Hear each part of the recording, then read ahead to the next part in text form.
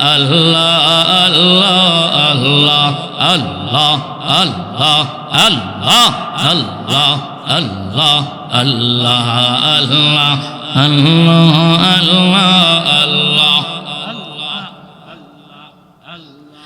লা ইলাহা ইল্লাল্লাহ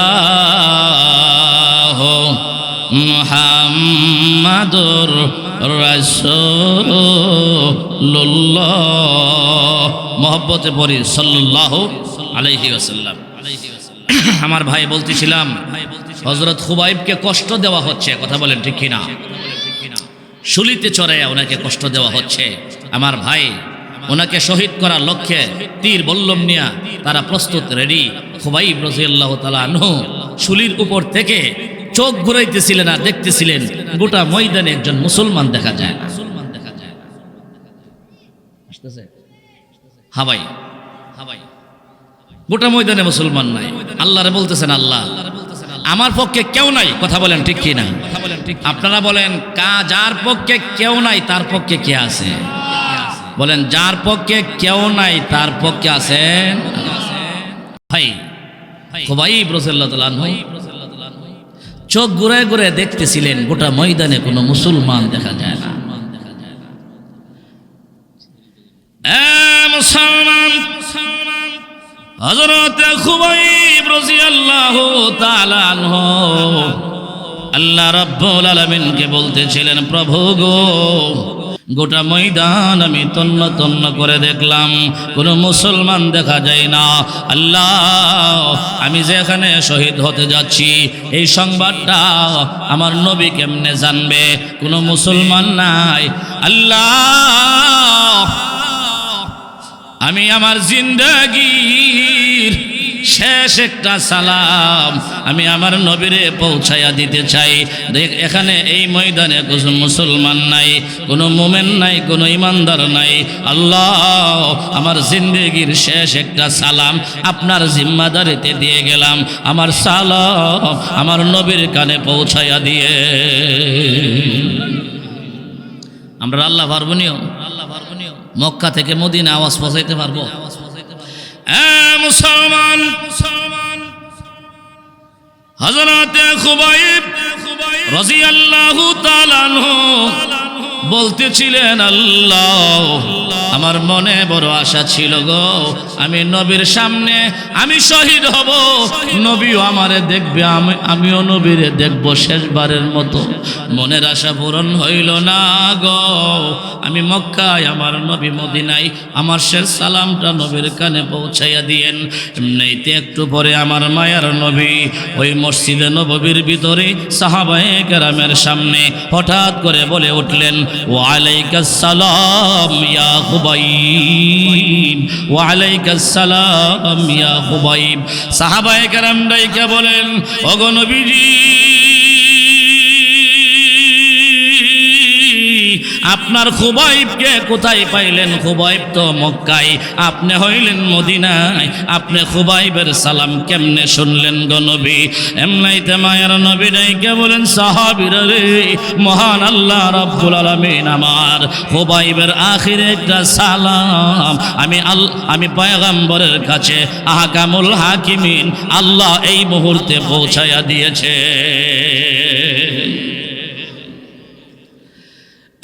মুসলমান আল্লাহর হাবিব চোখের পানি ছেড়ে দিয়ে কান্দে আর সাহাবীদেরকে বর্ণনা দেয়, সাহাবীরা রে, আমার খুবাইবকে নির্মম ভাবে মক্কাতে বেঈমানেরা আনুষ্ঠানিক ভাবে হাজার হাজার দর্শকের সামনে শহীদ করে দিয়েছে। আমার খুবাইবের মনে বড় ইচ্ছা ছিল তার মরণের সময় আমি নবী তার সামনে থাকব, সে আমার সামনে থাকবে গো। এই মনের আশা পূরণ হইল না, এই জন্য আখিরে একটা সালাম আমি নবীর কানে পৌঁছাইতে আমার আল্লাহর জিম্মাদারি দিয়েছেন। আমার আল্লাহ জিম্মাদারি পালন কইরা আমার খুবাইবের সালাম আমি নবীর কানে পৌঁছাইয়া দিয়েছে। আমার ভাই আল্লাহর রাহে শহীদ হয়ে গেলেন। আমার ভাই বলেন এবার শাহাদতের মৃত্যুর মর্যাদা আছে কিনা? না। ও মুসলমান, বলতেছিলাম ওলা তাকুলু লিমান ইউকতালু ফি সাবিলিল্লাহি আমওয়াত, যারা আল্লাহর রাস্তায় শাহাদত বরণ করে তাদেরকে মৃত্যুবরণ করছে বলিও না, তারা স্বাভাবিক মৃত্যুবরণ করে নাই বা লাহিয়া, বরং তারা আমি আল্লাহর দরবারে জীবিত। ওলা কিল্লা তা স্মরণ, তবে তোমরা টেরও পাও না। কথা বলেন ঠিক কিনা? আমার ভাই আমাদের দোয়া থাকবে আল্লাহুম্মা রযুকনা শাহাদাতান ফি সাবিলিক।